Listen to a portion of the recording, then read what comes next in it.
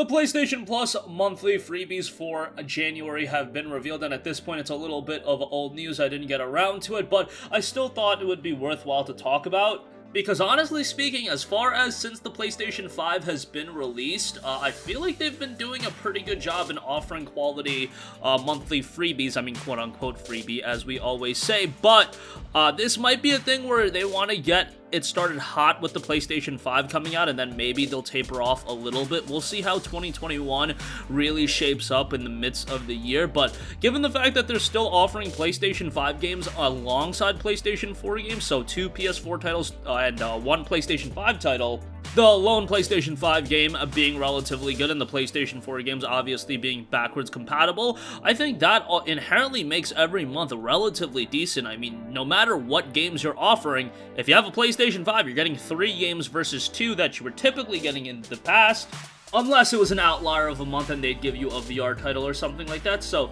again, inherently speaking, the months have been getting better on that aspect.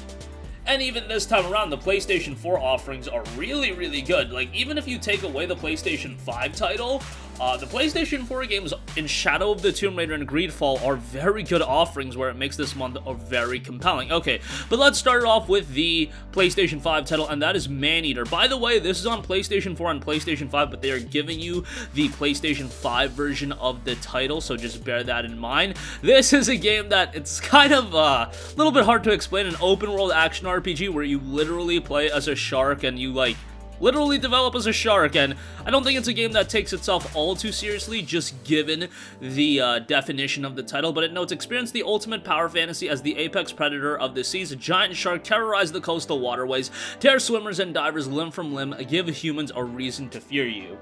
Now, the game was actually developed by Tripwire Interactive, who are probably the best known for games such as Killing Floor 2. I believe they've also put out Red Orchestra and titles of that nature. They're pretty well known in the PC space especially, but this is going to be one that's a little bit of a different title for them, an open world, as they describe it, Shark RPG or Shark PG. Yeah, however they want to verbalize it. It's an open world action RPG. It's a single player title. Go check it out when it does drop as a January title.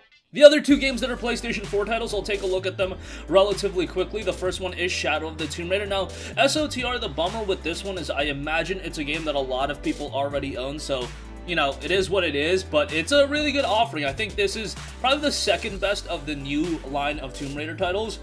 Probably would rank at Rise of the Tomb Raider, Shadow of the Tomb Raider, and then Tomb Raider 2013, but SOTR is really good from a gameplay standpoint. They do a lot of things with the gameplay that I think are quite good. Content-wise, it's very good as well. Now, this is the base game, so that is something to note. You do not get all the DLC content that is included with the Definitive Edition, so that's a little bit of a bummer, but the fundamental game still offers you a decent bit of content, and given the fact that this isn't a $60 purchase, which was my real major complaint going back to, what was it, 2018 when it originally dropped. Like, they were doing so much DLC content that I was like, what are you doing, Square Enix? And then the Definitive Edition came out, and I was like, okay, that's going for like $15 at times. That's a really good buy, but as a plus freebie on the PlayStation 4, I think SOTR is quite good. And then lastly, we have the RPG done by Spiders in Greedfall. Greedfall's a game I've talked quite a bit about. It's one of those games that didn't have a lot of buzz going into its release, but if you've been following Spiders, really, the narrative with them, from my standpoint, has been, they're not an RPG studio that's really, really well known. However, each consecutive game that they put out, they're getting better and better. You know, they did Technomancer, they did Mars Warlogs, but Greedfall was by far the best game that they put out. Is it a perfect game? Far from it. However, if the trend continues, Spiders at some point is going to be a really, really good RPG development studio, and they've got something else in development right now as well. Greedfall, what I would describe it as is a very competent RPG. Sometimes I don't think the gameplay was up to par, but I think elements like the story were pretty good. Visuals were okay.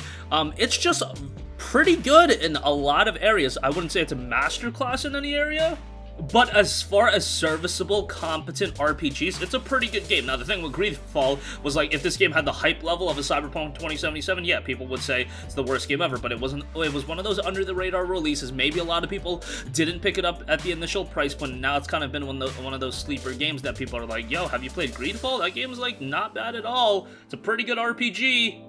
In an age where some RPG developers are upsetting people quite a bit, I can look at a BioWare and obviously more recently CDPR. Spiders does seem to be on a little bit of a come up. I really hope their next game is good, and I think people are going to dig Greedfall when they get it as a freebie on January 5th. But that's going to conclude this video. Again, I think a really good month as far as my standards for PS Plus.